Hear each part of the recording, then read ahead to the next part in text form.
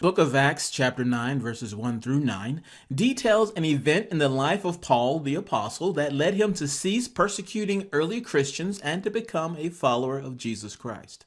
It starts off like this. Then Saul, still breathing threats and murder against the disciples of the Lord, went to the high priest and asked letters from him to the synagogues of Damascus, so that if he found any who were of the way, whether men or women, he might bring them bound to Jerusalem. As he journeyed, he came near Damascus, and suddenly a light shone around him from heaven. Saul,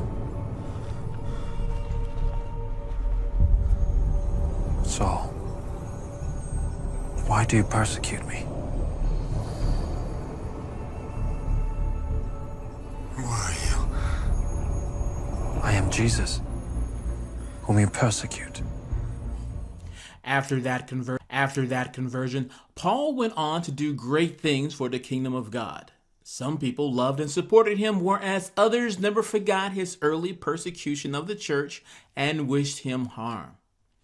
Let's imagine now someone with a similar history of persecuting the less fortunate, repenting of his past life and doing what he could to make amends. Some would argue that such was the life of former Ku Klux Klan member Robert Byrd, who served in U.S. Congress from 1952 to 2010, whereas others would say you were crazy to even make such an analogy.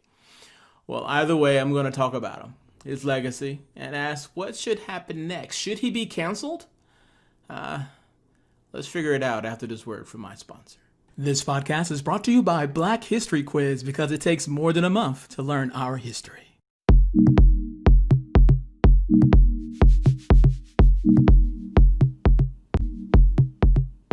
History is not black and white. It's complicated. America was built on slave labor, yet blacks owned slaves as well. The Republican Party was founded to abolish slavery, but today most blacks vote Democrat. And sometimes, just sometimes, African kings marry white. No matter the race, people are complicated, filled with contradictions, and change with the times. To view history through the lenses of today's culture cheats the learner of the full story. Black History Quiz is a newsletter that shares facts you might not have learned in school and certainly did not learn from mainstream media. Black History Quiz educates, sparks debate, and often puts history in a brand new light. Visit blackhistoryquiz.com and subscribe to the weekly newsletter. No matter your perspective of history, you will not be disappointed. blackhistoryquiz.com. This is election season, and as such, I expect propaganda to flow from both sides of the aisle. One particular piece of propaganda that caught my eye today was against Joe Biden. It was a picture of him holding hands with Senator Robert Byrd at a political rally with the caption, quote, "Does a photo show Joe Biden with the Grand Wizard of the Ku Klux Klan?" The internet meme caught my attention, so I had to research Robert Byrd for myself and learn about this alleged Klan connection. Was Robert Byrd a Grand Wizard? No. Was he involved with the Klan? Most definitely. Here is an interesting quote from the website ThoughtCo.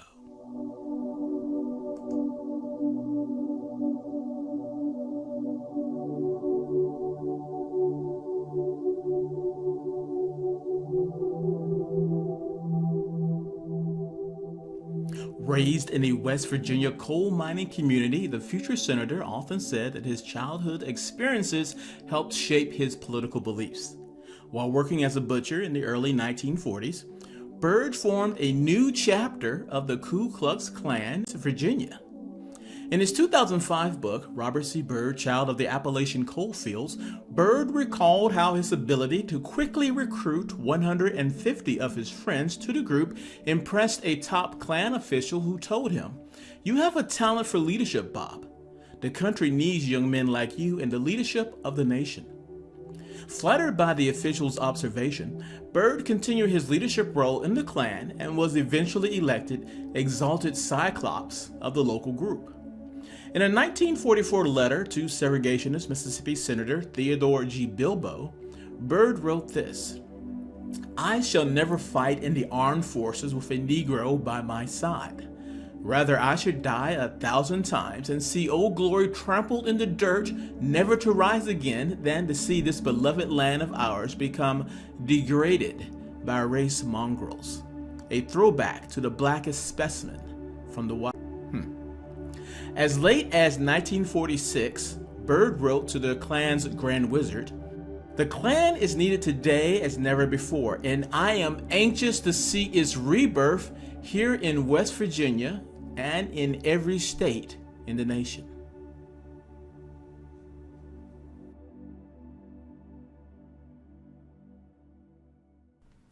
At some point between 1946 and 1952, Robert Byrd saw the light and changed his mind about his racist beliefs just before he ran for the U.S. House of Representatives in 1952. Byrd claimed he simply lost interest in the Klan and dropped his membership from the group. He also said that he joined just for the excitement and because they were opposed to communism. In interviews with the Wall Street Journal and Slate magazine in 2002 and 2008, called joining the Klan the greatest mistake I ever made. Interesting. Here is some of what he said in his autobiography about why he became a KKK member.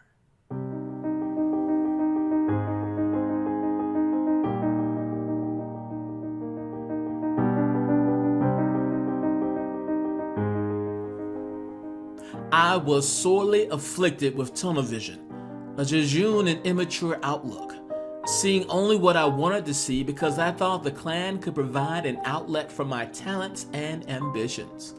I know now I was wrong. Intolerance had no place in America. I apologized 1,000 times, and I don't mind apologizing over and over again. I can't erase what happened. It has emerged throughout my life to haunt and embarrass me, and has taught me in a very graphic way one major mistake can do to one's life, career, and reputation.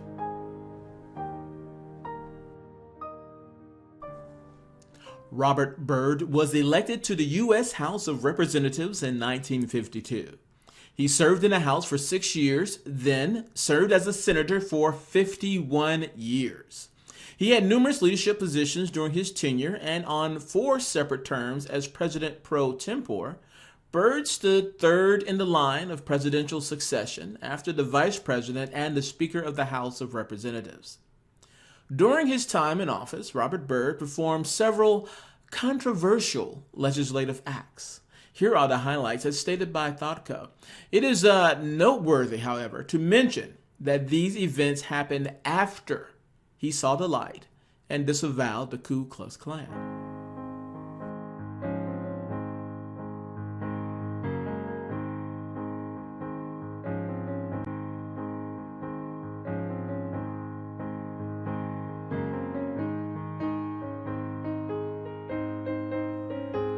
In 1964, Byrd led a filibuster against the Civil Rights Act of 1964. He also opposed the Voting Rights Act of 1965, as well as most of the anti-poverty programs of President Lyndon Johnson's Great Society Initiative. In the debate against anti-poverty legislation, Byrd stated, "We can take the people out of the slums, but we cannot take the slums out of the people." But while he voted against civil rights legislation, Byrd also hired one of the first black congressional aides on Capitol Hill in 1959 and initiated the racial integration of the United States Capitol Police for the first time since Reconstruction. While some of his fellow conservative Democrats opposed the 1983 bill Martin Luther King Jr. Day national holiday, Byrd recognized the importance of the day to his legacy, telling his staff, "I am the only one in the Senate who must vote for this bill." However, Byrd was the only member of the Senate to vote against the confirmations of both Thurgood Marshall and Clarence Thomas, the only 2 African Americans nominated to the United States Supreme Court. In opposing the 1967 confirmation of Marshall, Byrd cited his suspicion that Thurgood Marshall had ties to communists. In the case of Clarence Thomas in 1991, Byrd stated that he was offended when Thomas called opposition to his confirmation a form of high-tech lynching of uppity blacks. He felt that Thomas injected racism into the hearings. Oh, here's one more thing. In 2005, the NAACP rated the senator's voting record as being 100% in line with their positions during the 2003-2004 congressional session. Some would say that Senator Robert Byrd voted the wrong way on several key historical issues, and I would agree with them. But to be fair, he did facilitate some positive change as well. Some. When Senator Robert Byrd died in 2010, here are some of the voices that spoke for him. You might recognize some of them. And that's why he thought the rules and the institution and the Constitution were so important. And he put them before everything. Well, he served the land he loved. He served the people he loved. He served the people who were in his blood. The distinguished gentleman from West Virginia until the very end doing the people's business. Today, Robert Byrd's name is celebrated in West Virginia. His name graces over 36 public works projects, including 2 federal courthouses, a dam on the Ohio border, libraries, community centers, roads, bridges, schools, and several university buildings throughout the state, except in one instance. Here's a quote from the Federalist. Byrd's still hallowed legacy came into question this month when tiny Bethany College in the state's narrow northern panhandle between Ohio and Pennsylvania removed Byrd's name from his health center. In a statement, school president Tamara Rodenberg said, "The last few weeks and well before the conversations and calls for change took hold, we recognize as a campus that the name of our Robert C. Byrd Health Center created divisiveness and pain for members of Bethany community, both past and present." 35 board officers are from outside West Virginia. The move came even though a petition effort on change.org failed to achieve its goal of 1,000 signatures. The state's political leaders have not expressed similar concern, and Byrd's tarnished past has failed to gain any traction as a 2020 election issue in West Virginia. Nothing has been proposed in the Republican-controlled legislature to rescind Byrd's commemorations, and the 14 sitting Democratic state senators, all white, have been silent. A quick recap.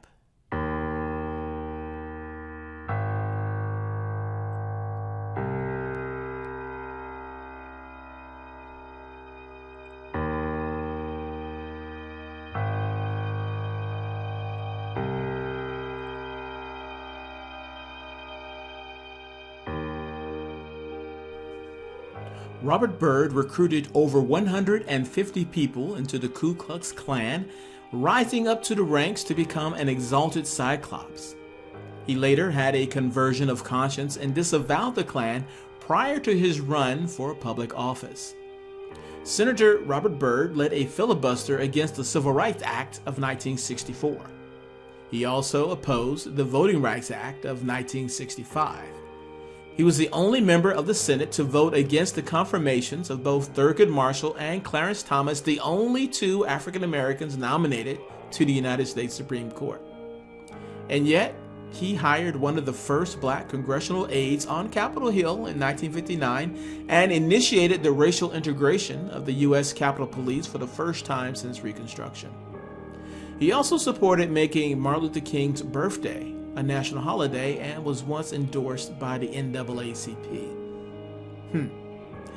People are complicated, and rarely are they the dumbed-down cartoon versions we see on internet memes like the one I saw of him holding Joe Biden's hand at a political rally. All that to say,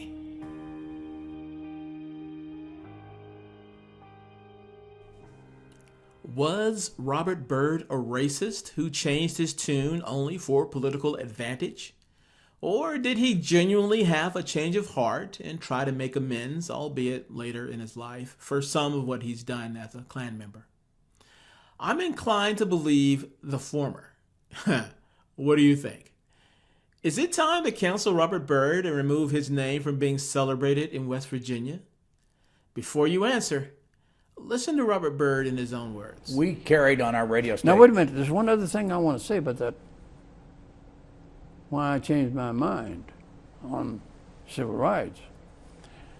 I lost a grandson in 1982. A fine-looking young man. 6'5", 300 pounds, 17 years old, loved the outdoors. I lost him, and he died in a truck crash. I won't go through all the deep valleys that I tread during the following 2 years. I was a majority leader then, I believe, at that time, which did take my mind away from that great tragedy to some extent. Anyhow, it came to my mind at that time how I loved this grandson. And it also came to my mind that black people love their grandsons too. And the more I thought about it, I thought, well, now suppose I were black and my grandson and I were out on the highways in the wee hours of the morning or midnight, and I stopped at a place to get that little grandson a glass of water or to have it go to the restroom. And there's a sign, whites only. Black people love their grandsons as much as I love mine, and that's just not right. And so we who, like my environment, grew up with Southern people, knew their feelings, we knew how about the Civil War and all these things. I thought, my goodness, we ought to get ahead of the curve, really, not have the law force us to do it. We ought to take down those signs. Well, that is what made me come to the conclusion that if I had it to do over again, I'd vote against that. I'd vote against that law.